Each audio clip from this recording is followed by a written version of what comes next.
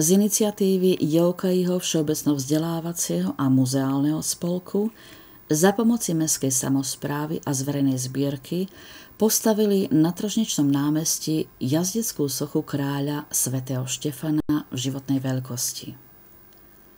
Socha je dielom maďarského akademického sochára Lajoša Györfiho. 2 roky predtým Joukaiho spolok tu postavil pamätný stĺp svätého Štefana na pamiatku toho, že komárňanský komitát vznikol z vôle prvého uhorského kráľa. Na slávnostnom odhalení sochy 21. augusta 2009 mal byť hlavným rečníkom prezident Maďarskej republiky László Sólyom, ale slovenské úrady mu nedovolili prekročiť hranice. Odhalenie sochy sa napriek tomu uskutočnilo a László Sólyom v nasledujúcom roku navštívil Komárno a pri soche predniesol prejav.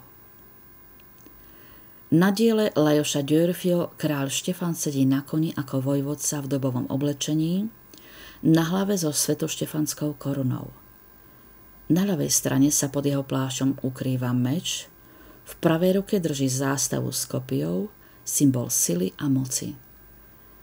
Na kamennom podstavci nie je nápis, iba kópia podpisu kráľa, nachádzajúceho sa na jeho listinách. Socha má pekné pozadie v secesnej budove niekdajšej komárňansko-vidieckej sporiteľne, postavenej v roku 1902 podľa projektov Franza Fischera.